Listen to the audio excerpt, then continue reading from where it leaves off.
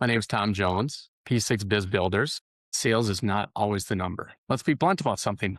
Does sales pay the mortgage? No, because you got your sales and you got all your costs that have to get deducted from that sales. So what does pay the mortgage? The bottom line profit after everything's all paid for is what pays the mortgage. Then you finally have money available for you. Most business owners play the wrong game. They think more jobs equals more money. So they bid lower to win more work.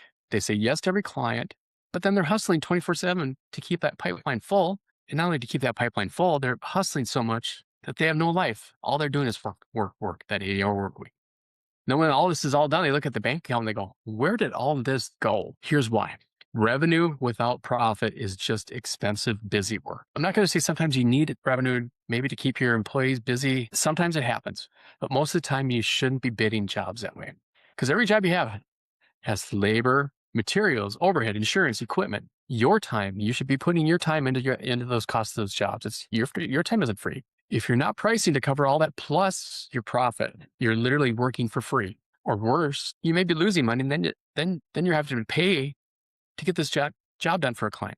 See this all the time in construction. Cleaning company, service company owner tells me, Tom, we did $3 million last year. And then I ask him, great. Well, how much did you take home? $60,000. That's the problem. You're running a $3 million operation, paying yourself less than the lead foreman. If that's the case, something's broken. It can be fixed. Takes a little work, but you can fix it. Let me tell you a couple stories. 2 real clients, names change, but the numbers are real.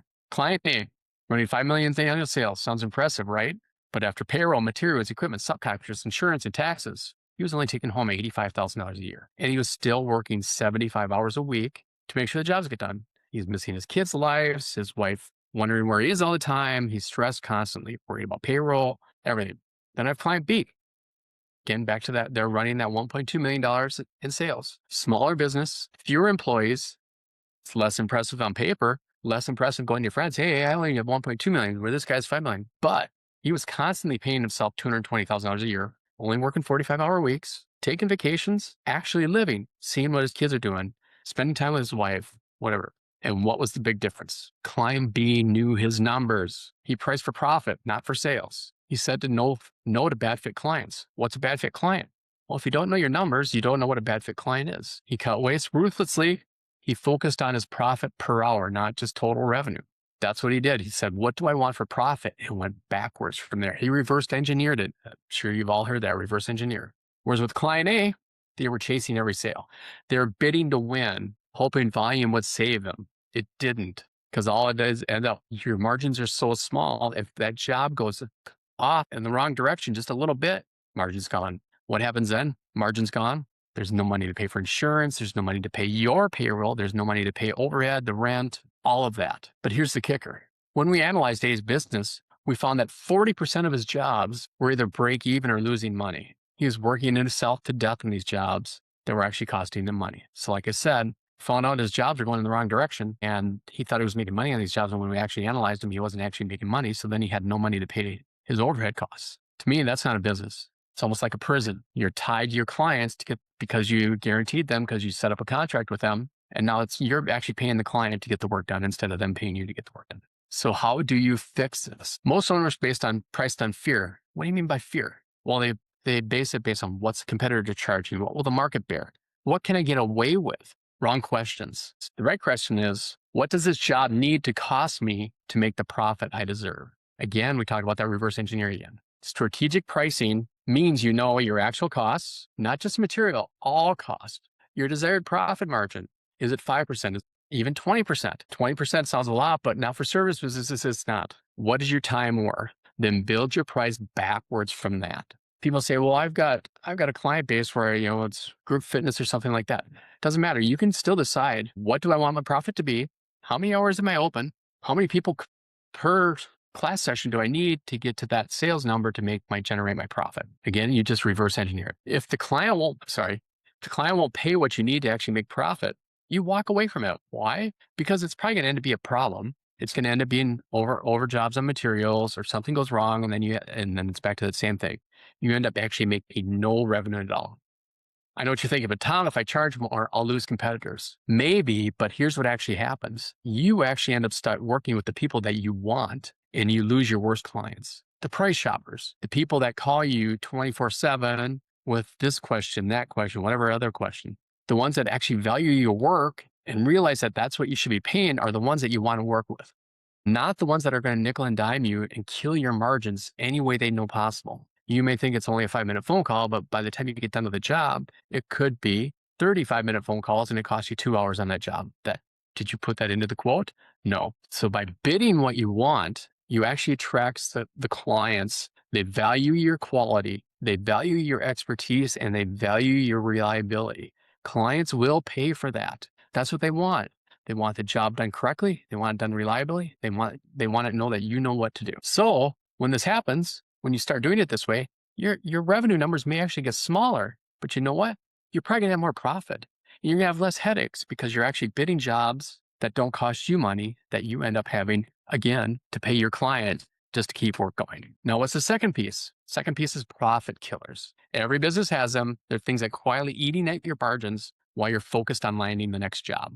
The common profit killers I see: unbilled overtime, material waste and theft. Material waste, what happens? You overbid or you overquote on how much material you need, or you have material left over and then it's gone. Jobs that drag on way longer than expected, whether it's your fault or the client fault. Giving away free extras to keep the client happy. Up front, you should have those parameters. Here's what's included in the job. Anything else out of that parameters, we got to talk about. Schedule another contract with it. Poor scheduling that creates downtime. As you can imagine, up here in Minnesota, sometimes that's in the middle of winter, that sometimes you don't have an issue because things freeze, whatever else. And then one of the other ones is equipment sitting idle instead of generating new revenue.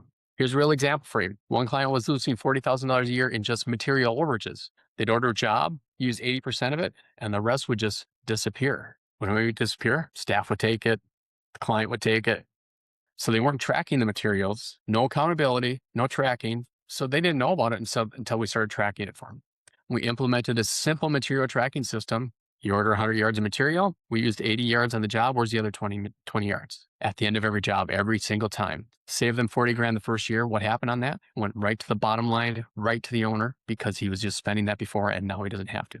Another client doing a lot of quick favors for longtime clients. No charge, just goodwill, right? Well, when we actually started tracking those favors, it ended up being anywhere from 8 to 20 hours a week. When you average it out, is like 12 to 15 hours a week. At their billing rate, remember, that's how much profit you want to make per person per hour. That was $78,000 in lost revenue.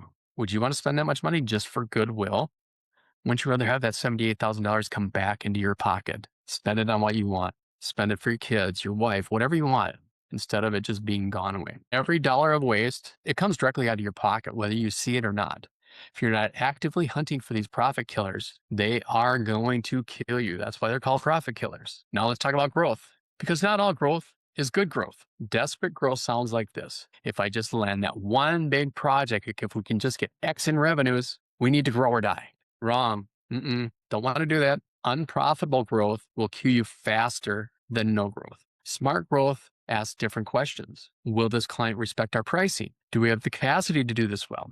Does this job fit our profitable services? Will it strengthen or weaken our margins? Another question to ask is, will this client stay within the contract?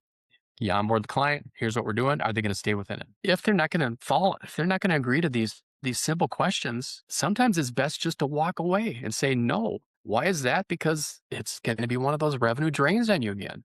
It's not actually going to be revenue. You're actually going to have to pay money to do this job for the client. I even had one client that turned down a $500,000 job last year. Sounds crazy, right? But when we ran the numbers, the project would have tied up their crew for 6 months, required equipment that they'd have to rent it. They didn't have it in staff, so they'd have to rent it, and had penalty clauses within the contract that would have destroyed margins if anything went wrong. That's why you have to stick to what you have for your onboarding. Not only did it do all that, it distracted them from their core profitable work. That's why you have to figure out what your lane is. If a client can do everything that you want in that lane, then you can talk about them. Then you can bid the job first based on what your numbers say. And then if they come back and say no, then that's the case. But you bid it so that you made sure that you could make money. Did happen to go just a little bit wrong. You have that little bit of leeway, and most likely they stayed within the parameters that you set in with your onboarding with that client. In the end, they made more profit this year than if they had taken that big project. That's smart growth. That's not stupid growth, because it actually helped their bottom line. It didn't hurt their bottom. Here's one thing that people don't bid on. They bid based on one thing, what the competitor's doing, what my job and what my materials are. But here's the tool that changes everything for them. Profit per hour. Instead of asking how much revenue did this job generate, ask how much profit did this job make per hour of work. This is the metric that tells you the truth. Here's a couple examples. Job A had $50,000 of revenue, $10,000 of profit. Sounds great, doesn't it? But know what? It was 200 hours of work. So it was only $50 an hour of profit. Whereas job B that they had was $20,000 of revenue, $8,000 of profit, pretty close to the 10. But the big difference is it only took 80 hours of work. So they made $100 per hour profit instead of $50 an hour. It was double. Now, which job would you want to do? Job B, of course. You'd want to do that one all day long. $100 an hour profit per job, great. But what I see a lot is most of the owners, they think, no, job A is better, bigger is better, bigger is better. No, it's not. Not always. Sometimes yes, but most of the time, no. When you start analyzing profit per hour, you'll discover which of your services are actually making you money, which clients you actually want to work with, the clients that value you, your reliability, your expertise, and value your worth. Then you determine where to focus your growth efforts on those questions. And it also helps you determine what you need to stop immediately. What's your biggest drain of your revenue, not your revenue per hour, but your profit per hour? Which one is the biggest drain? This is how you make more money with less stress. This is how you build this business that actually works for you, not against you. Look, I get it. We're all taught revenue is a scoreboard. That's what everybody always talks about. Well, how big is your company? Well, I do $10 million in revenue. They never ask, well, what's your profit? How much did you take home? Everybody kind of might look at you funny if you ask them that, but maybe start asking your friends that. Don't ask them what their profit, what their revenue is. Ask them what their profit is. They always ask that. Like I said, they always ask, how much are you doing? That's the question everybody asks. But here's what I want you to revenue. Here's what I want you to remember. Revenue is vanity. It looks good on paper, but it doesn't pay your bill. It's impressive to your friends. It's impressive to the people that ask, but again, it doesn't pay your bills. Profit is sanity. Profit is actually what keeps your business alive, not the revenue number. Revenue number is great, but if your revenue is negative, if your profit is negative every month, you aren't going to have a business left on you. And owner pay is your freedom. It's what lets you live the life you started the business for. You didn't start your business to work 80 hours a week and take home less than your employees. A lot of people started it because they were working 80 hours a week for somebody, and they looked at it and said, if I'm going to work that much, I'm going to work for myself. I think I can do it better ways. Well, you probably can, but now's the time to rein it in. Look at this profit. You started it for freedom, for control, for the ability to build wealth and live on your own terms. Start working on that. Don't just let it go. I'm giving you a starting point today. It happens when you focus on profit, not just sales. So here's my challenge to you. Stop chasing that revenue. Start building profitability. Big thing on that. Know your numbers. Price it strategically. Again, that term, reverse engineer what the job should be bid at instead of what you think it should be at based on all the other outlying factors. Base it on your factors, not everybody else's. Cut your waste. Say no to that bad revenue. People that don't want to stay inside your lane, that you've decided this is how I'm going to bid my jobs, profit. They fit inside that, and they're willing to work with you on that. And they realize that if they go outside of that, it's a new contract.